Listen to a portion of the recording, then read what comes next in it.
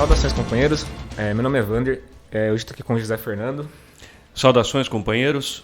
Nós retornamos agora, depois de um longo intervalo aí, que aconteceu por conta de, ou às vezes, diferença nas nossas agendas pessoais. Eu também teve caso, acabei ficando doente e tal, não dava para gravar.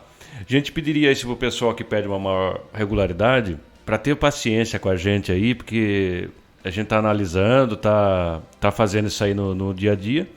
Só que a gente às vezes não consegue gravar por N questões, né? É difícil, porque a gente não faz só isso, né?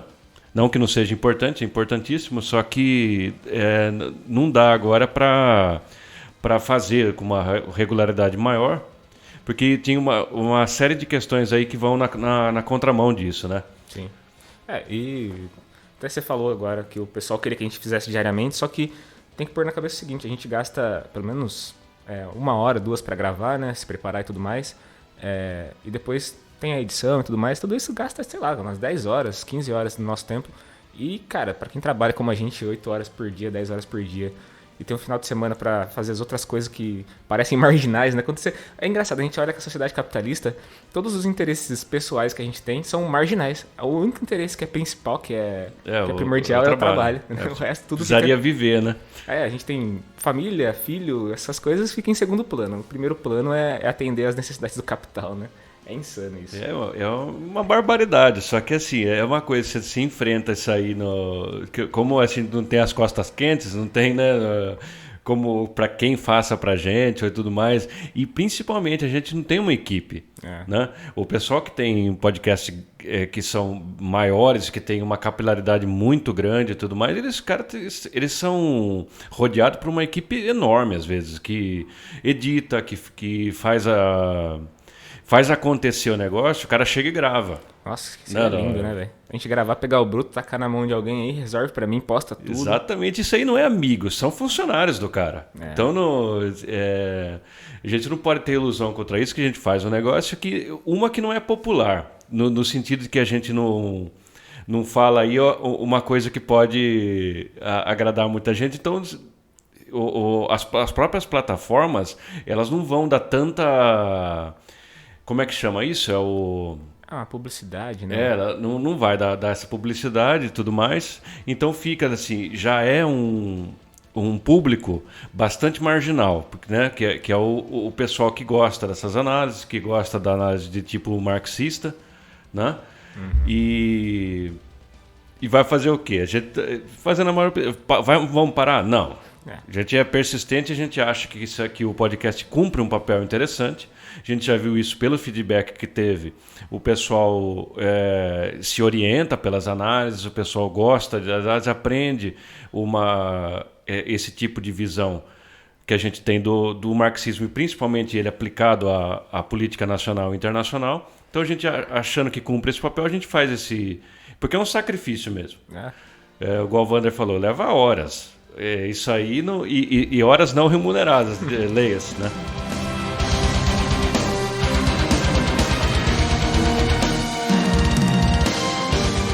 A gente vai tentar tirar um pouco do atraso do que a gente não abordou, né, nos últimos dias, que aconteceu de importante, mas também vamos prosseguir para o que está na ordem do dia, mais quente, né?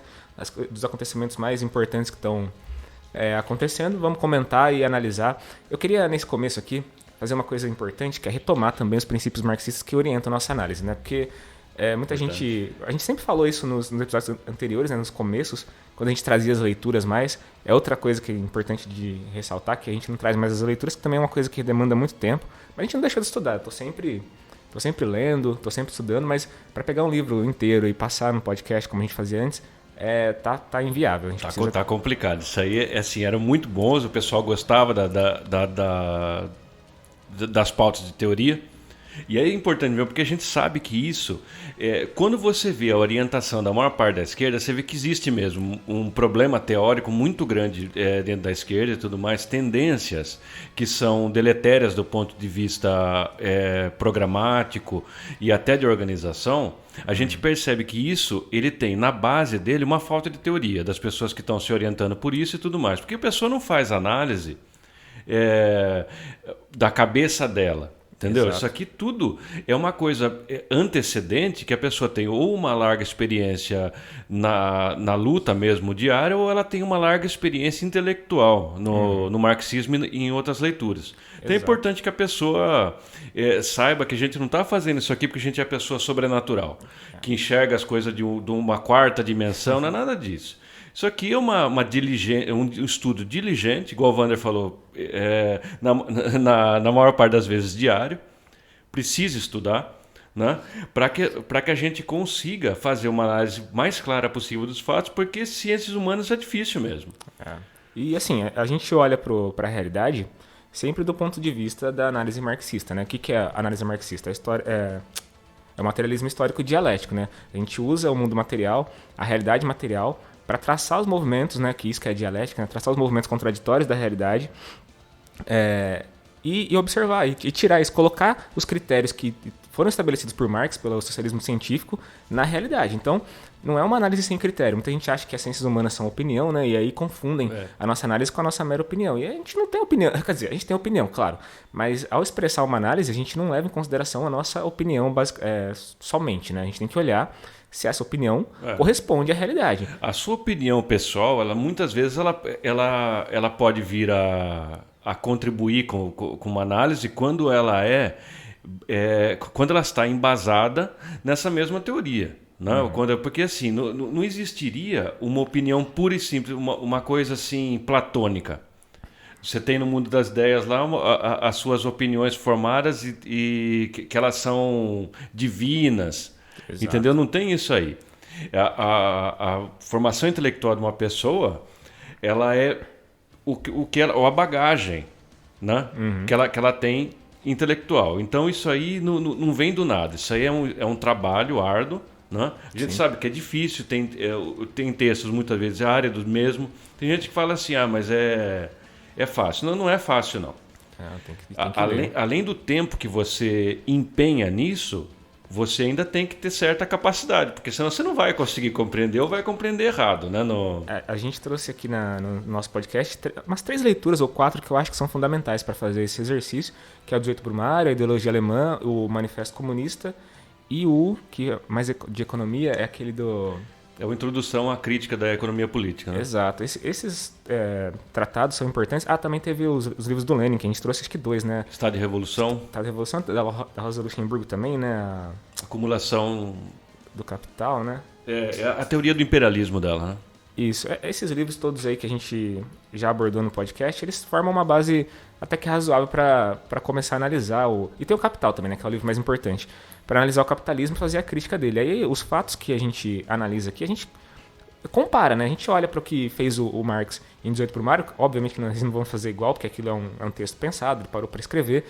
Mas a gente encaixa, a gente olha as características, os personagens que ocuparam naquela época o papel que hoje outros personagens ocupam, né? E a gente olha o que eles estão fazendo, para onde que isso pode levar. Então, assim, aqui a gente vai retomar todas essas análises, vamos falar o que a gente pensa de uma maneira bastante informal, porém queria ressaltar isso, fechar essa parte, né, de que a gente não faz isso de maneira aleatória e sem critério, né?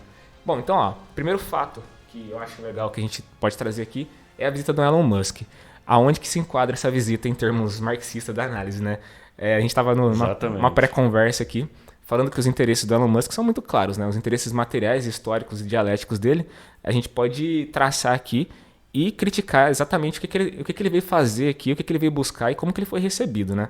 A gente sabe que o Elon Musk é um proprietário, um bilionário, que fabrica carros e esses carros dependem de componentes eletrônicos. E aí, esses componentes eletrônicos são extraídos justamente dos países atrasados, né? O capitalismo central tem essa tendência já centenária de vir aos países atrasados, extrair tudo que ele precisa aqui, manufaturar, né? E revender muito mais caro para os países da periferia e nos próprios países da centralidade do capitalismo, né? Então o próprio acesso que essas pessoas têm à riqueza, ela depende de uma exploração dos países atrasados. O Elon Musk é um expoente desse processo dialético e ele faz isso de forma brutal, né? O que a gente vê de exploração dos países, o atraso que a gente vê nos países todos aqui da América Latina é resultado justamente dessa rapinagem, né? Eles vêm aqui, pegam o que eles querem exploram o máximo que podem, foda-se o país. Já declarou que daria golpe na Bolívia se precisasse para tirar de lá o lítio, né? Que eles é lítio? É lítio, é. Que eles extraem para fazer as baterias, né? E também tem a questão do... Ele tem uma empresa de construção de nave espacial, não é? É a Foguetes, Starlink, não é? coisas. Acho que é Starlink que chama. Não, Starlink é do negócio de internet dele. Não sei se tem relação. Starlink é aquele que ele fala que ele vai levar internet para lugar que não tem. Você viu como ele é bom? Que bonzinho, né? Na verdade, ele quer ir para áreas remotas onde realmente estão os minerais que ele precisa lá. A questão principal, como o Wander já ressaltou, o interesse desse cara é econômico. E como não poderia deixar de ser, ele tem que enfrentar a política. E ele enfrenta isso aí da forma como que a burguesia enfrenta mesmo, com o dinheiro. Sim. Ele compra, quando ele não pode comprar governos, ele dá golpe e tudo mais. Vejam o caso da atuação dele na Bolívia, que, se não me engano, foi quando ele começou a vir à tona aí na mídia. Ele era um cara até bem discreto nesse sentido. Sim. E o mais interessante também é que o que a gente sempre fala aqui, né? Que a classe política sempre tem um dono. O Elon Musk claramente foi recebido pelo Bolsonaro como se fosse um patrão, né? O cara chega, baixa a cabeça. Eu vi coisas assim... O Bolsonaro é um cachorro da burguesia, né? Então chegou o dono dele, ele já foi lá pro cara afagar ele, etc e tal. Coisas abjetas deles falando que ama o cara, que ele é tipo um... Foi uma vergonha. Aquilo assim, para termos de soberania, isso é um absurdo, cara. Não teve a Patrícia Bravanel que comparou ele com Davi ou com Jesus? Eu não sei. A mulher falou que o cara era tipo um deus, assim, tipo uma entidade mística para ela. Então, daí teria que ver de onde que ele sai da Bíblia. Bom, ele pode estar no Apocalipse, né? É mais provável que seja isso aí que essa mulher quis dizer, né? Filha do Silvio Santos? Assim? Exatamente. Ela foi lá pagar pau pro cara. A gente observa claramente que a burguesia nacional é cachorra mesmo, é subserviente. Eles não têm... Tem nenhuma proposta nacionalista. Eles querem vender o que puder pro cara. Você vê que isso entra numa coisa da teoria da revolução. Você vê que a burguesia brasileira era um impedimento, mesmo a uma revolução que tenha características burguesas. Ela é muito subserviente. Exato. Ela não pode. Então essa tarefa está jogada à classe trabalhadora.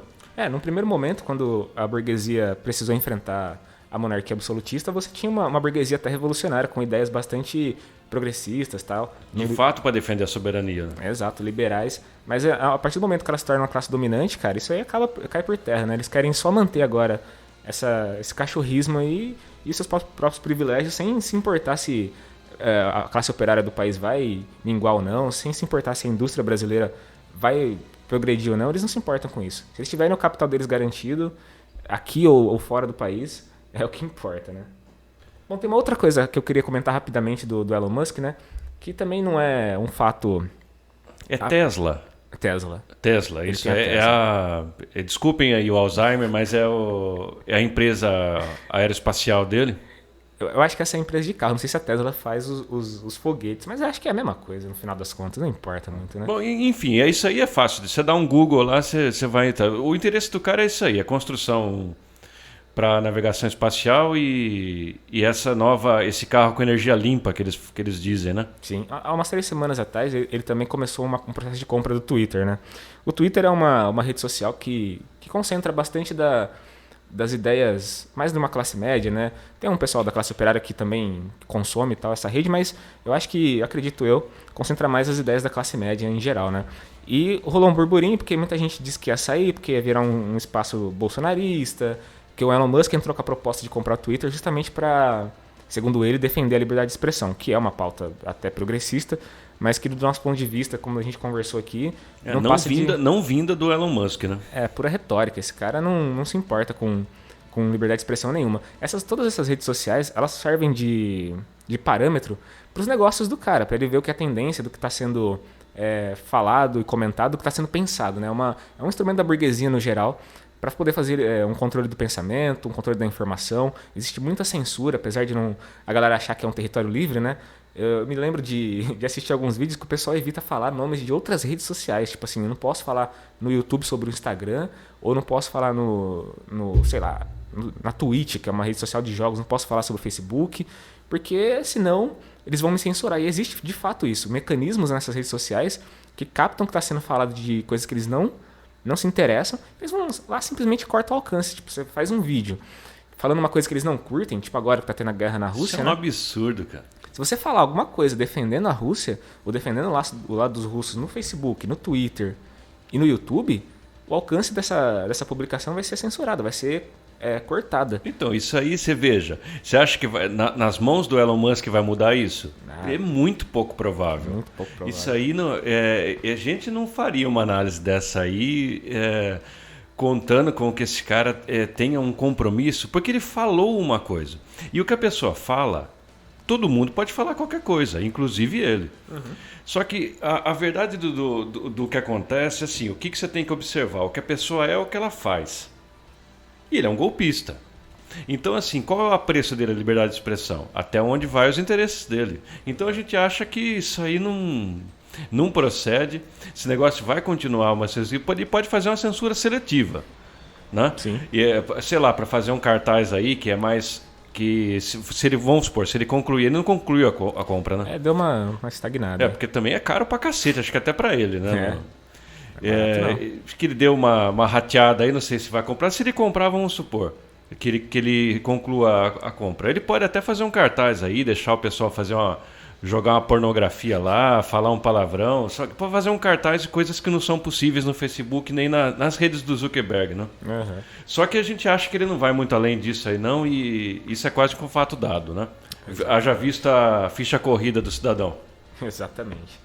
Bom, ainda nessa linha das questões de censura e liberdade de expressão, a gente teve algumas impugnações de candidaturas. Opa! E a gente pode emendar, acho que muito bem nesse assunto, porque tem relação, né, uma coisa com a outra. Porque, assim, a gente vem alertando já faz um tempo aqui sobre o problema de se limitar a liberdade de expressão, né? A esquerda tem essa tara, né, cara, de ficar censurando, cancelando.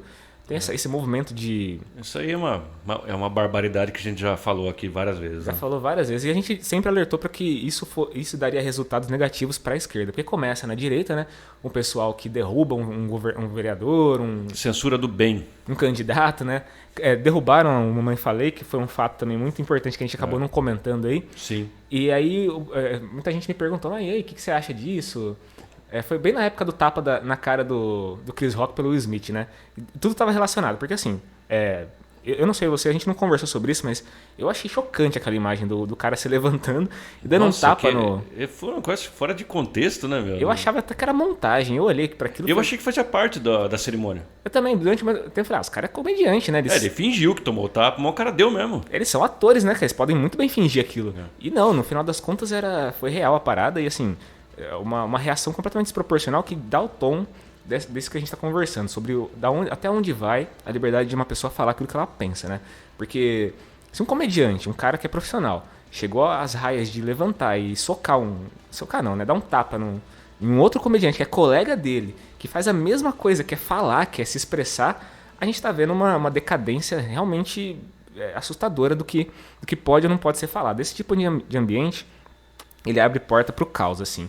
Ele suscita uma inquisição, uma cassação de direitos e tudo mais. Não importa se na origem ele é bom, ele pareça muito bom. Sim. Sempre é ruim.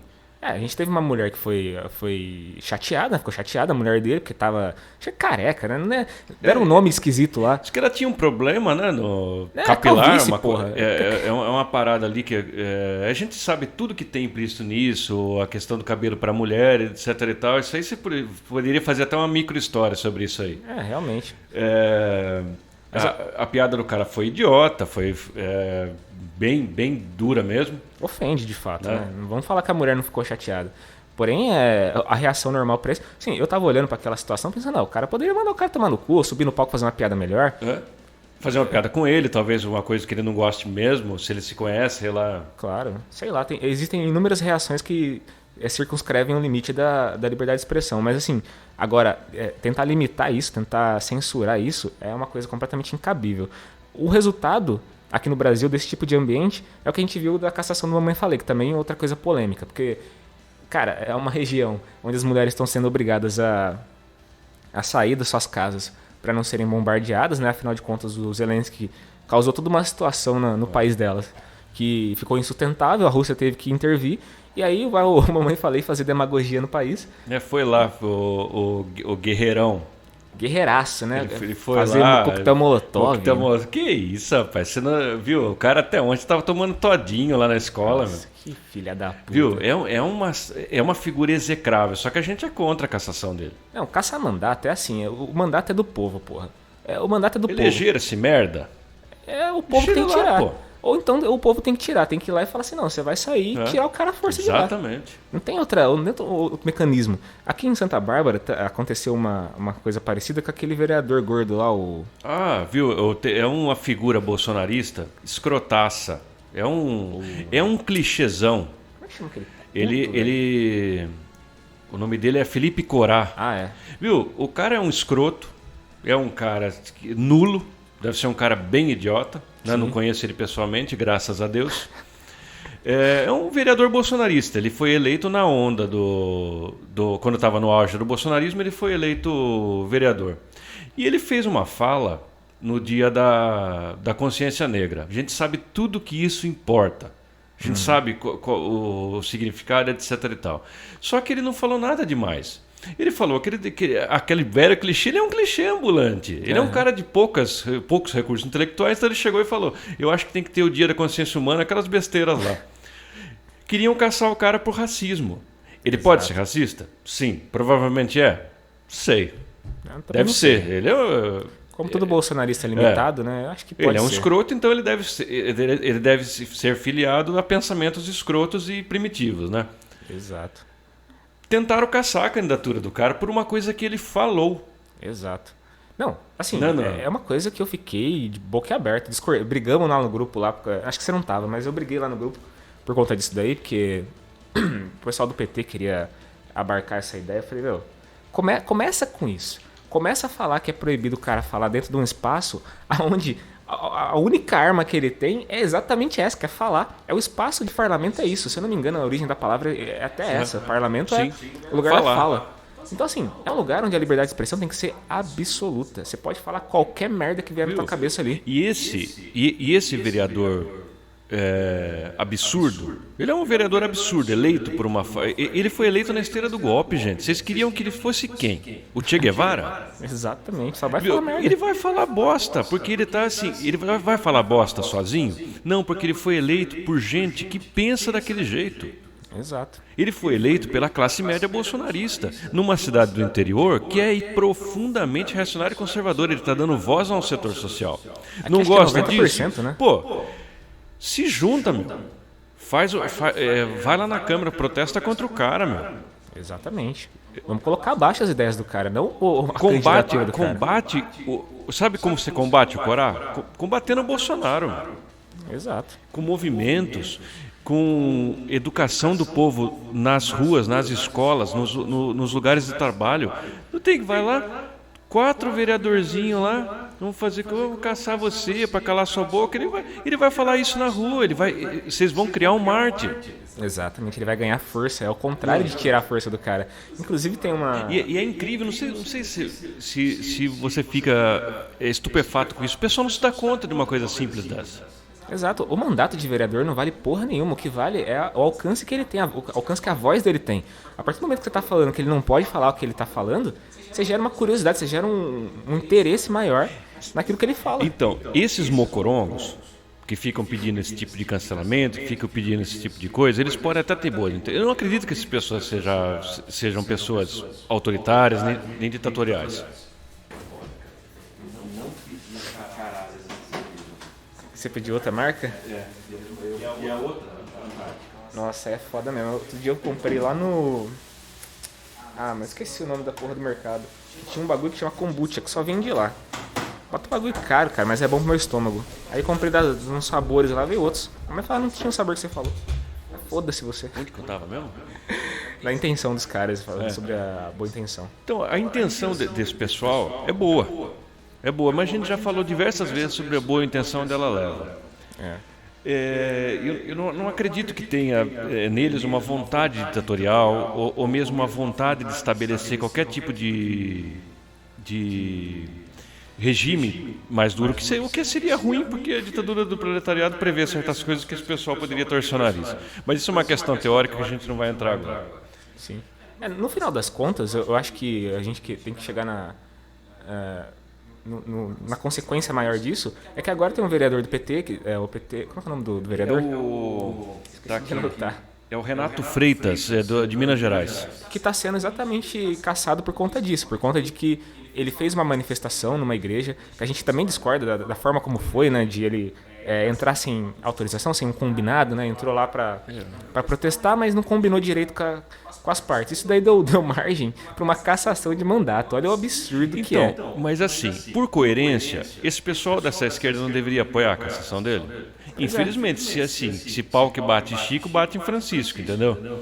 Exato. Teria que ver e falar, pô, vamos caçar o cara também. Ele não seguiu as regras, etc e tal. Ele pode ser cancelado também. É o famoso decoro parlamentar, que é um negócio que também não... Imagina, o decoro parlamentar definir se milhares de votos, milhões de votos são válidos ou não. Se o comportamento de um parlamentar analisado por outros parlamentares que discordam politicamente dele vai definir se o mandato dele tem que ser mantido ou não. Isso é um absurdo. A questão do Renato Freitas, ela é igual à questão do Corá. Sim, do Mamãe Falei. É a mesma coisa, mas agora... Por que ele não deveria ser cassado? Na lógica dessa esquerda que pediu a cassação, tanto do youtuber lá, quanto do Daniel Silveira. Do Felipe Corá. Viu? Ele teve uma atitude identitarista ali, fora de hora. A gente discorda, igual o Wander falou, do jeito que ele... Mas ele não fez nada demais. Não matou ninguém, não fez nada. Ele não fez nada demais. Ele entrou lá, protestou e saiu. Exato. Não deveria nem ser notícia isso aí. Pô, qual o problema? Isso foi inflacionado, né, pela internet. A galera, as redes bolsonaristas principalmente, olharam para essa manifestação como um ato de atentado à religião. O cara nem falou nada de religião. Ele foi lá falar do povo negro. Como ele tem essa pauta como a principal dele, né, ele entrou numa igreja que, se eu não me engano, tem relação com a população negra, que construiu a igreja ou participou da construção dessa igreja e tal, foi lá para falar isso, foi lá para manifestar isso. Fez de uma forma atabalhoada, como é natural de uma pessoa jovem como ele, faz muita merda mesmo, você vai lá e fala, você fez merda e acabou. Mas cara, ele tá eleito, ele tem que continuar ele tem que continuar como vereador. Exato. Bom, eu acho que nesse raciocínio a gente conclui que a gente pensa a respeito da situação da liberdade de expressão e das consequências que ela pode causar. Isso também é talvez a galera não tenha consciência, mas também é muito defendido pelo socialismo mais tradicional, clássico, né? Sempre foi uma bandeira do socialismo, e hoje é uma coisa que os liberais tomaram para eles e acham que falar de liberdade de expressão significa falar de liberalismo ou falar da direita, né? Defender a direita, o que é exatamente o oposto. É o oposto. A gente, cara, muita gente morreu no Brasil para defender a liberdade de expressão durante a ditadura militar. A liberdade de expressão irrestrita, né? Essa que é a que vale. E agora, hoje, tá sendo capturada essa pauta para a direita, para uma coisa liberal, não tem nem sentido. Não tem. Sobre as pré-candidaturas, as candidaturas consolidadas, tem o Lula, né?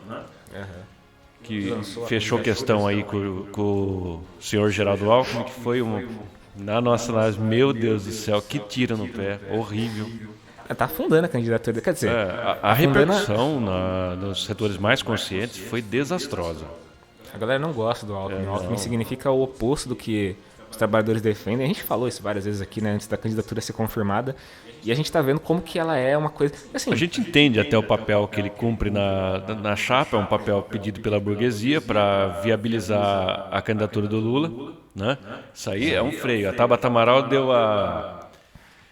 deu o caminho das pedras pra gente quando ela falou pros empresários lá, que ela agora que tinha o Alckmin, ela ia votar no Lula. Filha da puta. Né? Isso aí é uma maluca.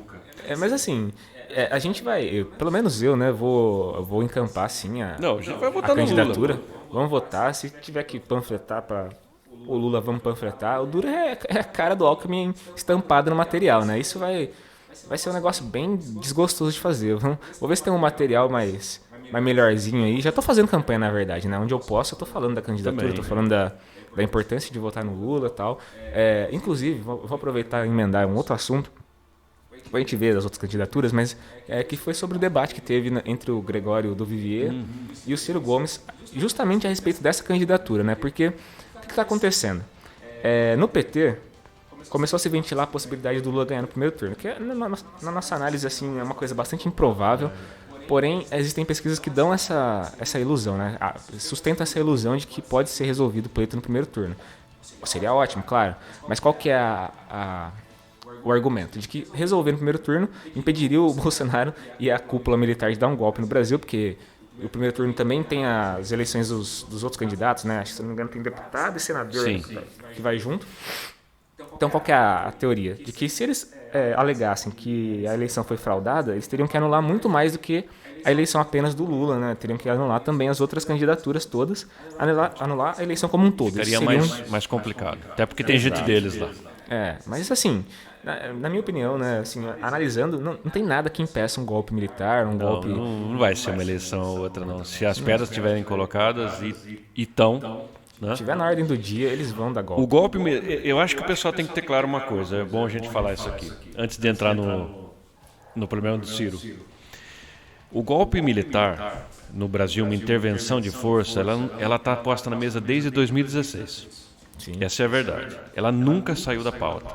Os militares têm um protagonismo cada vez maior no governo, tiveram com o Temer, com o Bolsonaro é a olhos vistos. O Bolsonaro é quase guiado por esse contingente aí das forças militares. Saiu um documento muito interessante, a gente pediria atenção dos companheiros, que é um projeto de futuro, veja só, um projeto nacional, né, escrito por várias, eu não vou lembrar o nome agora, mas uma delas é do Eduardo Vilas Boas. Acho que é do instituto dele, né? É um general, né? Então é um documento longo, tem quase 100 páginas, e na qual eles fazem uma projeção de que se determinados programas forem pontos de programa forem seguidos, como que o Brasil estaria em 2035. A gente entende isso como uma continuidade do governo Bolsonaro, porque tem muita similitude com o que ele já vem fazendo, ele e o Paulo Guedes. Né? E a gente também estava conversando isso fora aqui da gravação, e a gente entende isso até como um programa do golpe consolidado. Num eventual golpe, aquilo ali é que seria aplicado, né? Seria aplicado isso aí, ou seja, cobrança do SUS, cobrança de escola pública, e por aí vai, né? Sim, é uma série de análises, assim, recomendo muito que os companheiros leiam, porque isso vem diretamente da cabeça dos militares alinhados à burguesia. Exatamente, então, expressa o que os militares estão pensando. Como a gente está sempre assinalando aqui nas nossas análises marxistas, a dialética principal que existe em termos sociais é a luta de classes, né? Marx já cravou isso há muito tempo, e a gente precisa ver onde que essa luta de classes se expressa. Esse documento é uma expressão clara e definida da luta de classes. É onde que a classe burguesa quer atacar para poder impor sua agenda, né? É uma agenda, né? É uma agenda. De fato. Aquilo ali é o programa que ele vem sendo colocado em pauta desde a derrubada da Dilma, passando pelo governo do Temer, que já fez diversos, como a reforma trabalhista, a mudança da política de preço da Petrobras, a eleição do Bolsonaro deu um salto muito grande nisso, com uma série de privatizações. Agora tem a ameaça privatização do sistema energético. Exato. E tudo mais. E aí você vai ver o documento dos militares, você vê, não, pô, eles estão casado, né? É isso. Ali a gente vê que eles querem que o Bolsonaro continue. Se for inviável e algum outro candidato estiver disposto a colocar esse programa em andamento, que seria tipo um João Dória, uma coisa... Aquilo o Dória colocaria tranquilo. Só que ele não tem voto, né? O principal problema da burguesia hoje, né? O João Vacinador não deu certo. Ele achou que ele ia... Que ele ia decolar. Não decolou. A gente precisa dar uns 2 centavos sobre a terceira via também, que até agora não foi, né? O pessoal deu um golpe no João Dória, que é o que eu acho engraçado, né? O partido mais golpista de todos. Você acha que não iria dar um golpe num candidato o próprio candidato, né, velho? É o PSDB. É a tradição do PSDB, é dar golpe mesmo e vender o país a todo custo. Então, é isso que a gente tem que assinalar. O projeto é esse, o projeto é vender o país, privatizar tudo. A carestia que a gente observa hoje, ela é resultado justamente dessa política neoliberal, né, de desinvestir completamente tirar o poder do Estado de investir de fato na população, privatizar tudo para colocar isso na mão de capitalista. Porque desde 2009, quando teve a crise, a gente também sempre fala isso, né? o capitalismo entrou numa selvageria que é assim, ou a gente reestrutura o que a gente perdeu, o que a gente quebrou, ou então a gente vai abaixo o capitalismo, não tem outra alternativa para eles. Toda essa violência e essa selvageria que a gente observa, a guerra na Ucrânia, por exemplo, também é resultado disso, eles não têm opção. Ou eles colocam em marcha uma recuperação mínima do capitalismo, ou o capitalismo vai terra abaixo, entendeu? Eles não conseguem competir com a China, não conseguem competir com a geopolítica, que eles gostam de falar, né? A geopolítica, o jogo de xadrez da geopolítica, não conseguem competir no campo da indústria, no campo da competição capitalista, de fato. E aí o capitalismo está indo por água abaixo. Precisa de força. Precisa da força. O neoliberalismo é isso, é a força expressa nas políticas mais cruéis contra a população. A gente está pagando aí R$10 na gasolina, R$100 na carne, né? No quilo 150 no bujão de gás, né? É para enriquecer capitalista, gente, não é à toa, né? Não é, porque assim, você vê, isso parece muito estranho aos olhos das pessoas que não são iniciadas e tudo mais, não tem, o que a gente estava falando, não tem a teoria, você não tem condição de analisar. A pessoa ela fica embasbacada porque está afetando a vida dela de um modo muito negativo. Uhum. E outra faz assim, uma troca de governantes e tudo mais. Pode ser o fim de tudo isso. Não é bem assim, porque certas coisas que são colocadas em movimento, elas são muito difíceis de parar. Essas engrenagens do golpe que estão se movimentando desde a derrubada da Dilma, vai ser muito difícil de parar. O Lula, pura e simplesmente, ainda mais se ele ganhar com a sombra do Geraldo Alckmin representando alguns interesses burgueses, ele vai, na nossa opinião, conseguir fazer muito pouco. Tudo bem que esse pouco já vai dar um bom alívio aí. Só que o que a gente vê? Você pode ver no preço dos alimentos, que são alavancados pelo dólar absurdamente alto, pelos preços dos combustíveis dolarizados. O que a gente vê é uma transferência maior da renda dos trabalhadores para a burguesia. Você vê que teve muita gente saindo bilionário dessa crise, da própria pandemia. A gente fala das contradições, né? No momento em que se fala de crise, de pobreza, a contradição maior que a gente observa é que, enquanto a gente está passando, tem gente passando, a gente não, né? Mas tem muita gente passando fome no Brasil, tem bilionários sendo criados a cada dia no mundo inteiro. Todo dia você fala assim, tem um novo bilionário. Da onde que vem esses bilhões aí? A gente sempre fala, não é um jogo de soma zero, né? Não é assim, você tira de um diretamente e transfere para o outro, mas é uma relação que você pode fazer entre a pobreza de vários e a riqueza de alguns, né? De poucos, né? Porque você teve que atacar o governo Temer e Bolsonaro na proposição do golpe tinha para atacar as mínimas coisas que o governo do PT tinha feito, que era de transferência de renda. Eles conseguiram atacar isso, querem muito mais. Pelo documento dos militares, a gente percebe que a burguesia está insatisfeita com o que foi feito até agora, eles querem muito mais. Eles acham o Bolsonaro fraco. Né? Eles acham. Talvez muito populista nesse conceito horrível da sociologia aí, né? Houveram algumas trocas agora no comando da Petrobras, eu não sei se foram 2 ou 3, que ocorreram justamente por causa desse problema. O Bolsonaro está em vias de tentar a reeleição e quer que o preço do combustível caia, né? Então esse movimento que ele faz de trocar o comando da Petrobras para tentar reduzir o preço do combustível é extremamente mal visto pela burguesia. Eles não gostam disso. Eu já tive ações da Petrobras, também é uma coisa que parece contraditória, mas eu queria entender melhor como funcionava o mecanismo. Tem que operar, né? Para saber. De ações. Operei durante uns 3, 4 meses para ver. E assim, os dividendos que a Petrobras paga é uma coisa incomum, é uma coisa anormal, assim, são pouquíssimas empresas que são capazes de pagar dividendos na Bolsa de Valores, e a Petrobras é uma delas. Você imagina o cara que tem um monte de ação ali. Você mexer no dinheiro, mexer diretamente na lucratividade de um cara desse. O cara tem metade da Petrobras, você vai lá e fala, não, vou tirar 10% do seu lucro. Imagina. De jeito nenhum. A burguesia não gosta disso. E esse é o problema da terceira via também, né? Porque a terceira via, que o pessoal fala, que é tipo um centro, né? Que é uma loucura, porque só tem gente de direita, né? A terceira via é o pessoal que votou no Bolsonaro. Aquela, como chama aquela? Simone Tebet. Tebet, né? Sei lá como é. Não sei como pronunciar, mas dane-se. Votou no Bolsonaro. Sim. Todo o pessoal que tinha antes que ameaçou uma candidatura era bolsonarista. Sérgio Moro, bolsonarista, ainda por cima agente da CIA. Golpista pra caralho. Aquele médico que foi ministro da Saúde na pandemia, o Henrique Mandetta, bolsonarista. Aí desistiu, também, pelo amor de Deus, né? Esse pessoal passa uma ilusão de que eles são mais equilibrados e tudo mais, porque na verdade eles são funcionários mais subservientes ainda ao imperialismo e à burguesia. É o pessoal que a burguesia prefere, porque além deles parecerem menos malucos, menos radicais como é o Bolsonaro, eles são muito mais controláveis. Eles não vão fazer nenhum movimento que fala, nossa, que coisa esdrúxula é isso aqui.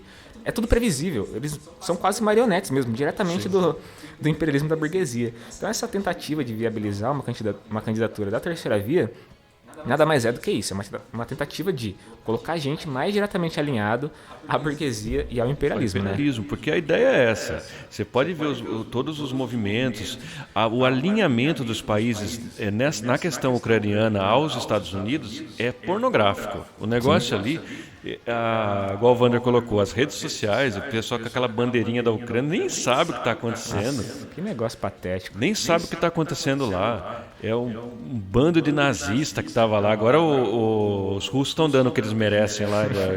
Já desnazificaram Mariupol, né? Que era um ponto importante. Tinha o batalhão de Azov lá.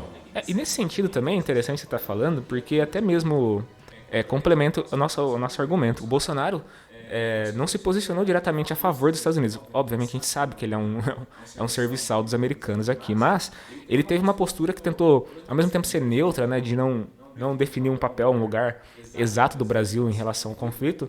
Também não se alinhou diretamente aos Estados Unidos, né? Não foi aquela coisa imediata dos Estados Unidos falando, é contra a Rússia. E o Brasil falou, não, é contra a Rússia. Não, eles falaram, não, nossa posição é independente, a gente não vai emitir uma opinião, uma colocação, e isso também enfureceu a burguesia internacional, que se vê numa situação complicada, que eles não conseguem... Nesse ponto a gente tem que até concordar com o Bolsonaro, porque assim, é melhor a neutralidade do que um alinhamento enorme. A gente sabe que ele faz isso por causa do Biden, né? Ele tá com dor de corno lá porque o Trump perdeu e tudo mais. Só que assim, nessa questão... não está correto porque ele deveria ficar... independente, né? Fala, eu sou contra esse posicionamento a favor da Ucrânia. Inclusive, a gente não vai comentar tudo isso, né? Mas essa guerra está se estendendo até o ponto que chegou justamente por causa dos países subservientes ao imperialismo, né? A Alemanha, Polônia, são países que estão ali na fronteira estendendo a guerra até um ponto que não é mais necessário. A Ucrânia já perdeu, já deveria ter feito um acordo, né? Mas eles estão estendendo a guerra para poder... atingir a Rússia, né? Atingir a região ali, enfraquecer o que eles consideram como os inimigos deles na região. E, cara, é isso, assim, essa guerra não tem motivo de existir e ainda existe por conta dessa influência fortíssima do imperialismo, que apesar de abalada, né, aqui na nossa região, ainda leva o pessoal da Ucrânia à morte, né? E as outras candidaturas, que é a do Ciro, a gente vai falar daqui a pouco. Tem algumas que eu nem sabia que tinha tirado a candidatura. O Avante, com André Janones, não sei quem é esse cidadão aí. A UP, Unidade Popular, que está mais à esquerda do PT aí, com o Leonardo Pericles. O Periclão aí, né? Não é o do Exalta Samba, né? Ah, então não quero. O PSTU com a Vera Lúcia, que é uma... a velha candidata aí, né? Sempre vem. O PCB, com a Sofia Manzano. Democracia Cristã com o Emael. Não, esse tem que ter, porque é como o Emael nas eleições, é igual o Roberto Carlos no final do ano. É capaz, se o Emael não participar, não tem a eleição. O Novo achou um novo burguês lá, é o Felipe Dávila agora, não é o mega empresário mais. Felipe Dávila, não conheço também essa fera. E União Brasil com o Luciano Bivar, que é um golpista de primeira hora, é bolsonarista também. Esse é um filho da puta. Mas disse que está rachado com o Bolsonaro lá, vai tirar a candidatura própria com grande chance de ganhar. Mas, então, olha só, o que tem aqui? Lula e Bolsonaro. O pessoal que está tirando candidatura de terceira via está votando no Bolsonaro. Não tem não tem o que falar. É importante dizer que essa candidatura do Ciro Gomes aí, que também é um fracasso, apesar de estar em terceiro lugar, ela tem única e exclusivamente o objetivo de tirar voto do Lula. É uma estratégia que eles têm aí, é uma linha auxiliar da burguesia e do Bolsonaro. O Ciro Gomes não é esquerdista porra nenhuma, a gente já falou isso várias vezes aqui, ele é um direitista, ele tem esse projeto nacional desenvolvimentista aí, que dá uma cara de esquerdismo, mas esse não é projeto de esquerda porra nenhuma, é um cara que está constantemente atacando o Lula, atacando a candidatura do Lula. E assim, é pecado atacar o PT, atacar o Lula? Não. Não. Você não pode criticar o Lula nem o PT? Pode. Só que, mais uma vez, a gente vai voltar nesse ponto. O Ciro faz isso à direita. Ele faz isso com discurso lavajatista. Ele faz isso falando de corrupção. Ele parece a Veja. Falando que o Lula é ladrão, que roubou isso aqui. Esse é o problema. Pô, ataca o cara no que você... Igual a gente fez aqui, pô. Fala do Alckmin. Fala desse tipo de coisa. Pô, vai catar que agora diz que ele arrumou uma que o Lula não é inocente. Pô, o cara foi vítima de uma perseguição política e judicial. Não é, mas não é inocente. O Ciro deveria explicar isso aí direito. Sim, então, a gente pode voltar à discussão que ele teve lá com o Gregório do Vivier, que foi um negócio lamentável, assim. Eu tentei assistir, mas me causou um incômodo tão grande, que uma vergonha alheia, assim. Tem uma cena, não sei se você chegou a ver isso, cara, em que o Ciro fala assim: você aí defendendo o Lula deve estar com um monte de assessor petista aí do seu lado, te auxiliando, te dando as respostas que você tem que falar, o que você tem que dizer, o que você tem que pensar. Aí o Gregório pega o celular, eu acho que ele tava, fala: não, cara, olha aqui, ó, mostra a sala. Cara, nossa, que negócio vergonha. Patético. Não, o Ciro acabou, né, meu? Não... Nossa... Tem que acabar, não sei se acabou, mas tem que acabar. A gente avalia, e a gente fez esse prognóstico há algum tempo já, que o Ciro Gomes está nos estertores finais da carreira política dele. Se ele não virar Marina Silva agora, vai durar muito pouco. Não, é triste. O cara está ofendendo a esquerda, a direita considera ele esquerdista, então ele não tem lugar. Né? Ele disse que quer pegar o voto da galera que quer anular o voto, que não é nem de esquerda nem de direita, é o nem. É o nem. O voto do Ciro Gomes, a gente percebe isso vendo as pessoas que expressam o voto no Ciro Gomes, são pessoas politicamente confusas. Né? Classe média, em geral. Uma classe média que ainda está nessa esteira anticorrupção, que de alguma forma o Ciro seria um paladino, né, aos modos Lava Jato, não sei se o pessoal tentara com isso aí. Mas assim, não é apolítico. Não tem assim, você não tem por que votar no Ciro Gomes. Vai falar assim: não é o plano, o disco riscado é esse, né? Ele tem um plano. Todo mundo tem um plano. O Bolsonaro tem um plano. Exato. Mas o plano do Ciro é superior. O plano do Ciro, para pouco, é o PND, né? PND, Plano Nacional de Desenvolvimento. Isso aí é o programa do Getúlio Vargas, gente. Não tem como fazer. É ótimo. Mas assim, eu quero ver. Se ele aplicar, o Brasil vira Ucrânia. Os caras entram aqui, a OTAN entra aqui no outro dia. A gente sempre fala, né, que a base de qualquer candidatura, ela tem que ser expressa numa classe social que a apoia, né? Esse negócio é clássico também.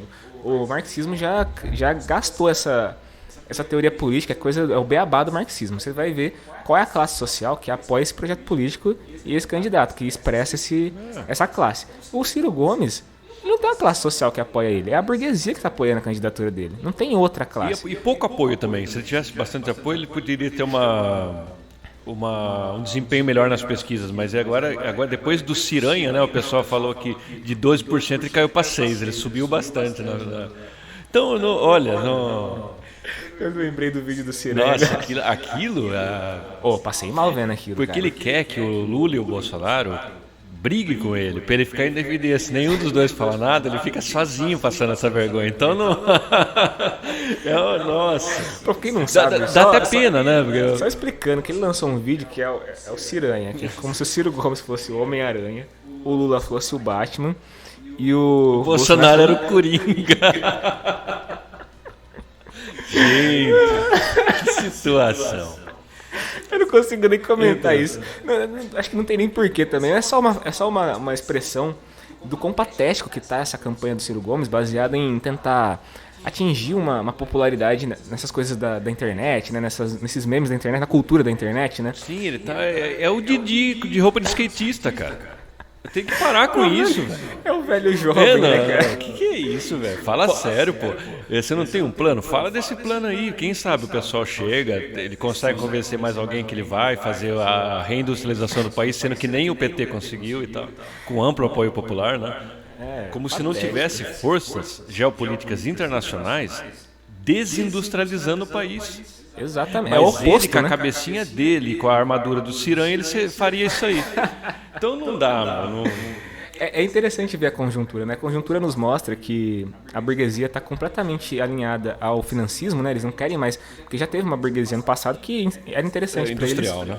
Era interessante investir na indústria e tal. É uma burguesia até progressista nesse ponto de vista, que a gente não apoia como classe, mas apoia as iniciativas de industrializar o país, né? Isso daí acabou, isso acabou nos anos 50 no Brasil. Sim, depois isso aí veio com a esteira da Revolução de 30. Houve uma industrialização do país enorme, tanto que a classe operária naquele momento viveu um apogeu. Exatamente. Só que isso aí hoje fere os interesses do imperialismo. Você não pode industrializar. Você tem que... O Elon Musk, observe, ele é a epítome de uma discussão dessa. Você tem que deixar esse negócio aberto aí para eu ir buscar minhas coisas. Não quero indústria que você use o seu mineral, que você manufature ele. Eu não quero isso. E quem manda no mundo são esses caras. Exatamente. Eles olham para cá e pensam assim, ó, eu quero uma fazenda, uma mina de minérios, e eu quero tirar daí o que eu precisar para enriquecer. E pronto. Eu e meus amigos. E acabou. E vocês têm que exportar o que tem de matéria-prima aí. Foda-se. O Brasil, ele tem... Eu não sei a porcentagem exata, né? Não vou ficar aqui chutando números. Mas a economia é baseada em commodity. É um país atrasado. A gente não tem tecnologia nenhuma aqui. Quando tem um mínimo de tecnologia, os caras vêm aqui e tiram. Tipo pré-sal. O pessoal foi lá e inventou uma forma de tirar o petróleo do fundo do oceano lá na puta que pariu. Os capitalistas olharam para isso daí e falaram, mas o que é isso aí?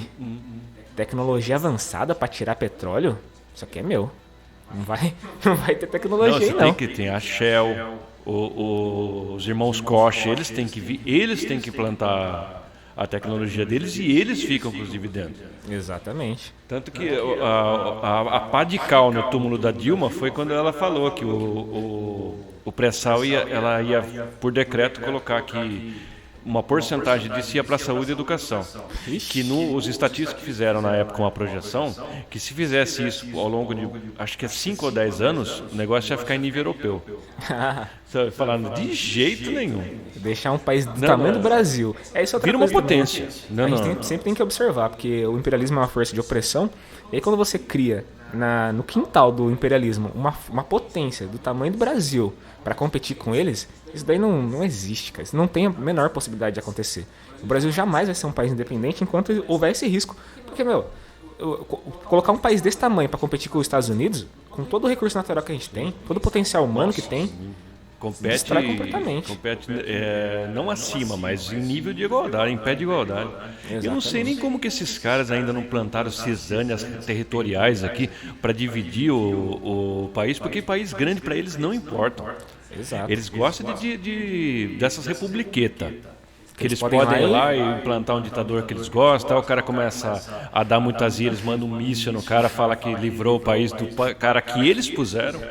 Exatamente, então, fizeram isso no Iraque, um monte de lugar. Aqui na República Dominicana, com o Rafael Trujillo lá, o cara foi um ditador sangrento. Exatamente. Ficou um tempo, aí desagradaram com o cara começou a ficar fora da ordem e mataram o cara lá. É isso que é o imperialismo, né? Bom, companheiros, eu acho que para esse reinício aí depois do nosso hiato, acho que basta de análise. A gente vai tentar trazer uma maior regularidade, não é? A gente promete que vai tentar fazer isso aí. Não acreditem muito, mas a gente promete vai fazer isso. Promete tentar, né? Então, eu acho que por hoje já a gente consegue atingir os objetivos. Espero que os companheiros compreendam a nossa posição. Apoiem nosso candidato aí, o candidato do povo, que é o Lula, né? Votar no Lula. E é isso. Muito obrigado pela atenção e até mais. Valeu, até mais.